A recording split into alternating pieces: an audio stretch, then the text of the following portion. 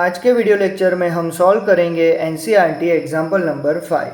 Question में हमें दिया है ट्राइंगल ओ पी क्यू, जिसमें एंगल पी जो है वो है राइट एंगल यानी कि 90 डिग्री।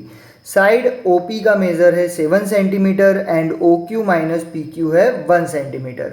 हमें यहाँ पे साइन क्यू और कॉस क्यू की वैल्यू को फाइंड करना है, बराबर। तो उसके लिए हमें सबसे पहले ट्राइंगल की जो दो साइड अननोन है उनका मेज़र फाइंड करना पड़ेगा, ठीक है। चलो, तो सबसे पहले हम ले लेंगे O Q minus P Q is equal to 1।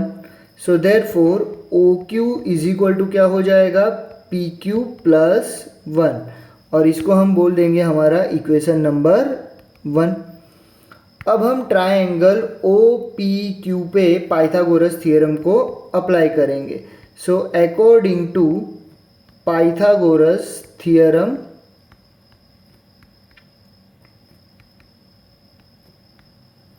अब डायग्राम को आप देखोगे तो पाइथागोरस थ्योरम का हमारा जो फॉर्मूला है वो क्या बनेगा, O Q square is equal to P Q square plus O P square. अब इक्वेशन 1 से हम सबसे पहले यहाँ पे ओ क्यू की वैल्यू सब्स्टिट्यूट करेंगे। इक्वेशन 1 में आप देखोगे तो ओ क्यू का जो वैल्यू है वो कितना है, P Q plus 1। O Q की जगह पे हम क्या लिख देंगे, P Q plus 1। So O Q square क्या हो जाएगा, P Q plus 1 whole square. P Q की वैल्यू हमारे पास अवेलेबल नहीं है तो उसको as it is P Q square ही लिख लेंगे। और ओ पी का जो वैल्यू है वो क्वेश्चन में कितना दिया हुआ है, 7 सेंटीमीटर। तो यहाँ पे ओ पी स्क्वायर क्या हो जाएगा, 7 स्क्वायर, बराबर है। चलो, P Q plus 1 whole square, यहाँ पे हमें क्या करना पड़ेगा, A plus B whole square identity apply करनी पड़ेगी। So it will be P Q square plus 2pq plus 1 is equal to P Q square plus 7 का स्क्वायर कितना हो जाएगा, 49। अब लेफ्ट हैंड साइड और राइट हैंड साइड दोनों साइड पे हमारे पास पी क्यू स्क्वायर है जो क्या हो जाएंगे, कैंसिल आउट हो जाएंगे।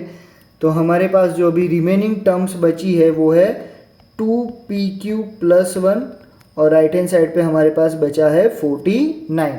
अब हम अगर 1 को सामने ले जाएंगे तो वो 49 में से माइनस हो जाएगा, तो हमें क्या मिलेगा, 2pq इज इक्वल टू 48, यानी कि pq इज इक्वल टू क्या होगा, 48 डिवाइडेड बाई 2, यानी कि 24 सेंटीमीटर। pq की वैल्यू हमें कितनी मिल गई है यहाँ पे, 24 सेंटीमीटर, 24 सेंटीमीटर। अब हमने जो pq की वैल्यू फाइंड करी है उस वैल्यू को हम कहाँ पे रखेंगे, इक्वेशन नंबर 1 में, तो जिससे हमें किसका वैल्यू मिल जाएगा, ओ क्यू का वैल्यू। सो अब हम यहाँ पे क्या लिख लेंगे, substitute value of P Q in equation number 1, या फिर हम लिख सकते हैं फ्रॉम इक्वेशन नंबर 1। क्या था इक्वेशन नंबर 1 हमारा, O Q is equal to P Q plus 1। So therefore O Q is equal to P Q का जो वैल्यू है वो हमने यहाँ पे कितना ऑब्टेन कर लिया है, 24 सेंटीमीटर। तो ये हो जाएगा 24 plus 1। So therefore O Q is equal to 25 centimetre, ठीक है। तो ओ क्यू का जो वैल्यू है वो हमारा कितना निकल कर आया, 25 सेंटीमीटर। अब हमारे पास यहाँ पे ट्राइंगल की तीनों साइड के मेज़र आ चुके हैं, तो अब हम साइन क्यू और कॉस क्यू की वैल्यू निकालेंगे, ठीक है। चलो, साइन का जो फॉर्मूला है वो हम क्या सीखे थे, साइन का फॉर्मूला क्या बताया था मैंने तुम लोगों को, परपेंडिकुलर अपॉन हाइपोटेनियस। अब साइन जो है वो हम किसके लिए फाइंड कर रहे हैं, यहाँ पे एंगल क्यू के लिए। सो एंगल क्यू का जो ऑपोजिट साइड है यानी कि ओ पी, वो हमारा क्या हो जाएगा यहाँ पे, वो हमारा क्या हो जाएगा यहाँ पे, परपेंडिकुलर। ओ पी हमारा क्या होगा, परपेंडिकुलर।